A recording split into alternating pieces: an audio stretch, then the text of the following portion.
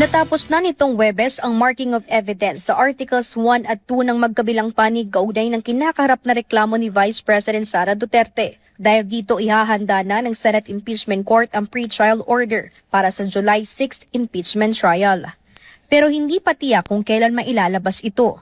Sa kabila niyan ay iginiit ng House Prosecutor na dapat mamarkahan sa pre-trial kahit ang sealed BIR box na lamang. That is what we will insist on. That the box be marked. Kasi it's our evidence. Hindi ba?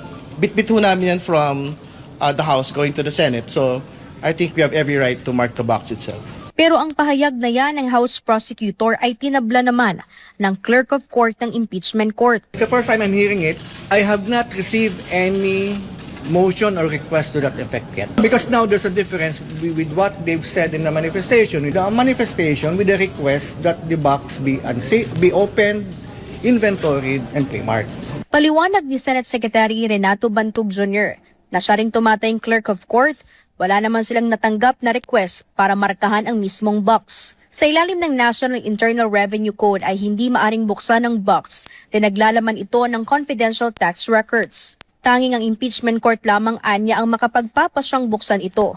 Gayunman na ipadala na sa mga senator judges ang manifestation ng House prosecutors, habang sa Biyernes naman ay magsusumite ng posisyon ang defense team. Samantala hindi naman natatakot ang defense team ni VP Sara sakaling iharap ng prosecution si Mary Grace Piatos bilang testigo. Sa amin naman po, yan naman prerogatiba ng prosecution kung sino yung mga witnesses nila. So definitely if they're presented, we will be ready to cross-examine them. Kinumpirma rin ng depensa na wala rin sa kanilang listahan ang kontrobersya ni si Mary Grace Piatos. Pero bukod kay Piatos ay ihaharap din ng prosecution bilang testigo si dating Overall Deputy Ombudsman Melchor Carandang. Sinabi pa ni Attorney Michael Powa ng depensa na maging siya ay haharap din bilang testigo ng prosekusyon na dati na rin ginawa niya noong pagdinig ng House Committee on Justice. And I don't have any problems with that. Lalo na kung ang tatanungin naman nila ay matters that are not pertaining to my role as counsel to Vice President. Wala naman sigurong problema. Matatandang ibinahagi na rin ng defense team na pisikal na haharap si VP Sara sa impeachment trial kung kinakailangan. Pero hindi pa masabi kung sa anong sirkumstansya haharap ang bisa sa paglilitis dahil bahagi ito ng kanilang legal strategy. Ginit ni Attorney Israelito Torion na hindi dapat payagan ng impeachment court ang hakbang ng House Prosecution Panel na magpresenta ng mga testigong hindi umano nakasaad sa ikatlo at ikaapat na impeachment complaint. Gayon din ang pagbubukas ng tax records ng Vice Presidente upang palakasin ang kanilang kaso. Si Daniela Paulite sa balita. Sa tingin ko lang, they are playing with the people, with the pulse of the people. They want to make it appear na malakas yung kaso nila at yung depensa ay mahina.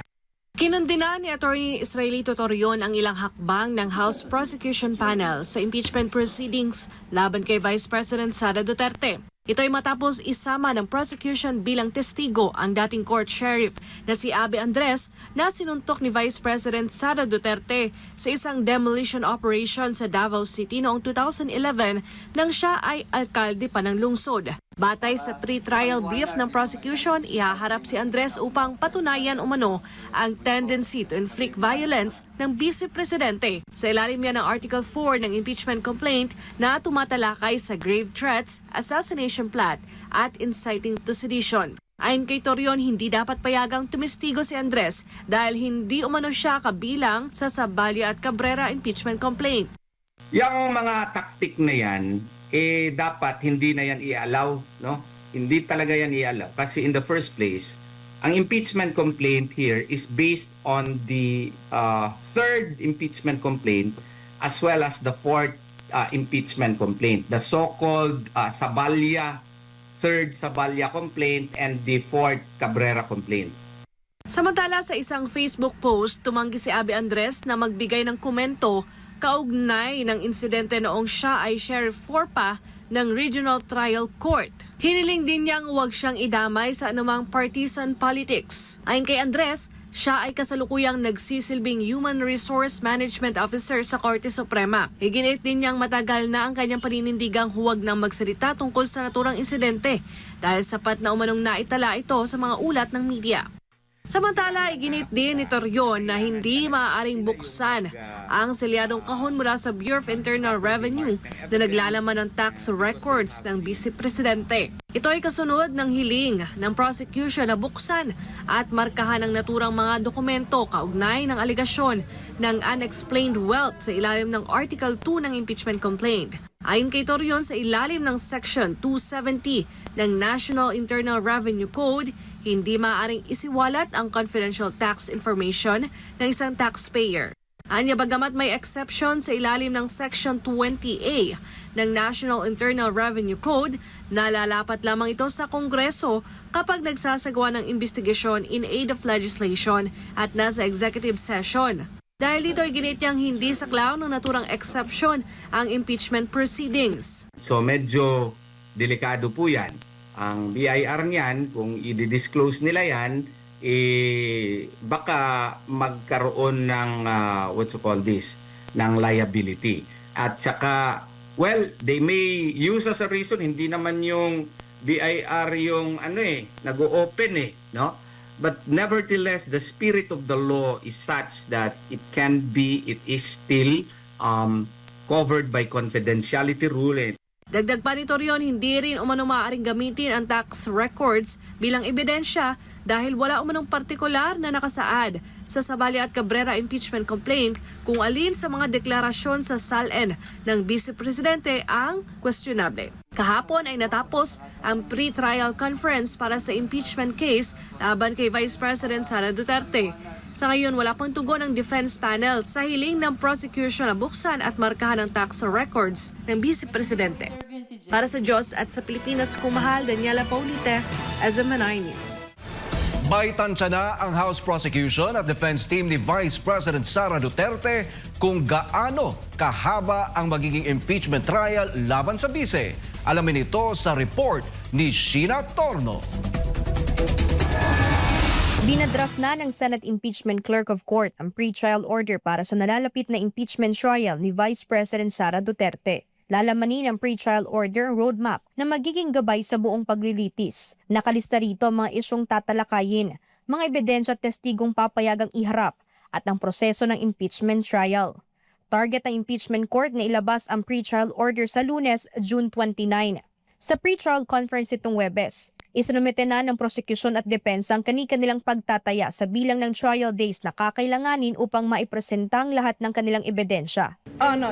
When we asked both parties how long it will take them to present their evidence, the prosecution initially stated that it will take them 62 trial days. The defense said that it will take them 30 trial days. If you add 62 and 30, that's 92 trial days. That's the projection of the trial days that they need in order to complete the presentation of the respective evidence. Nauna nang sinabi ng impeachment court na 3 araw bawat linggong nakatakdang pagdinig ng impeachment trial. Kinokonsidera rin ang mungkahi ng prosekusyon na magpresenta ng 1 hanggang 2 testigo kada araw. At this point naman, it's clear that until SONA will be having trials every Mondays through Wednesdays at 2 p.m.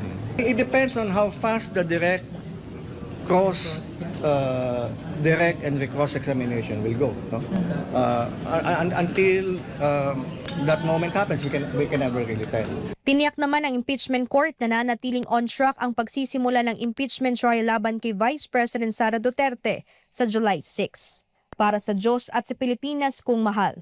Ito si Sheena Torno, SMNI News. Tiniyak ng Malacanang na hindi maapektuhan o maantala ang operasyon ng pamahalaan kahit magpapatuloy ang impeachment trial laban kay Vice President Sara Duterte sa Senado. Si Criselyn Catarong magbabalita. Tiniyak ng Malacanang na mananatiling nakatuon ang administrasyon sa pagpapatuloy ng mga proyekto at programa ng pamahalaan sa kabila ng mga umiiral na isyu sa politika. Ayon kay Presidential Communications Office Undersecretary Claire Castro, hindi maapektuhan ang operasyon ng gobyerno kahit magpatuloy ang paglilitis sa impeachment case laban kay Vice President Sara Duterte sa Senado. Sinabi ni Castro na tuloy-tuloy ang pagtatrabaho ng ehekutibong sangay ng pamahalaan at hindi nito hahayaang maantala ang mga proyekto ng gobyerno dahil lamang sa mga usaping may kaugnayan sa impeachment. Patuloy po nagtatrabaho kahit ano pa po ang issue. Maliban lamang po kung may mga taong gusto talaga maantala ang proyekto ng Pangulo. Pero siyempre po, yan po ay lalabanan. At hindi papayagan na maantala ang mga proyekto ng gobyerno dahil lamang sa ibang mga obstructionist. Samantala, sinabi rin ng palasyo na may sariling mandato ang Senado bilang impeachment court at bilang isang legislative body. Ayon kay Castro, alam ng mga senador ang kanilang mga tungkulin at schedule, kabilang ang pagdinig sa impeachment case at paggawa ng mga batas. Sa ating palagay, responsable naman din po ang mga senador natin para tapusin ang kanilang trabaho. Huwag na lang sana magkaroon ng pagboboykot muli ng mga sessions. Kaugnay naman ang umano'y pagkakahati-hati ng mga Pilipino dahil sa usapin ng impeachment, iginit ni Castro na ang pagsusulong ng accountability at transparency sa gobyerno ay para sa kapakanan ng mamamayan at hindi dapat maging dahilan ng pagkakawatak-watak. Ayon sa kanya, ang tunay na nagiging ugat ng pagkakahati-hati ay ang pagkalat ng maling impormasyon at ang pagtatangkang itago ang mga ebidensya upang maprotektahan ang ilang personalidad. Kailangan po ng taong bayan na makita ang katotohanan. Pag nakita po natin ang katotohanan, mas lalo tayo magkakaisa dahil alam natin kung kailan tayo dapat maniwala at kung kailan tayo dapat hindi maniwala sa mga sinasabi ng iba. Kami ang boses ng masa, hindi natatakot. Katotohanan lang, di kami nalulunod.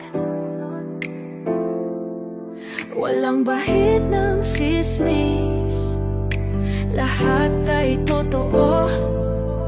Kahit sino ka pa, pag mali ka babanatan ka. Walang pinipili kulay, wala kaming kinikilingan.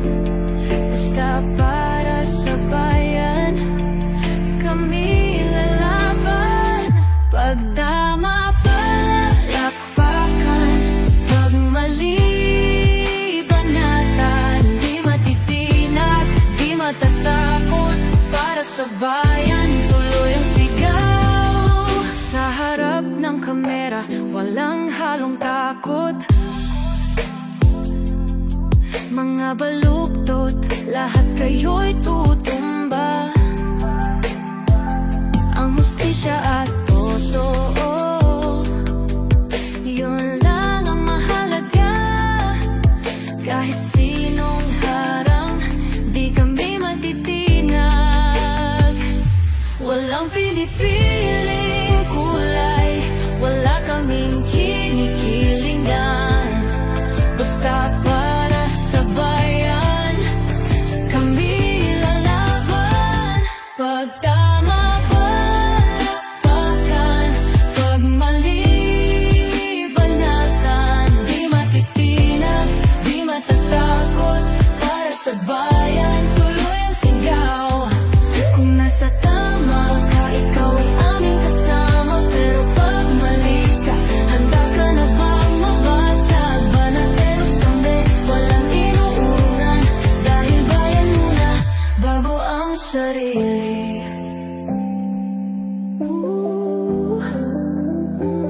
Bago ang sarili.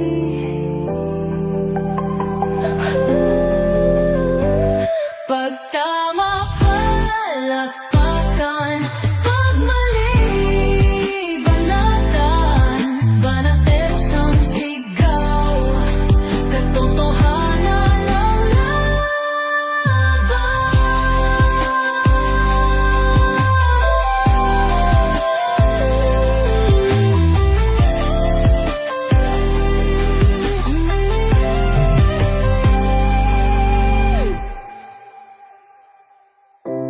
Sa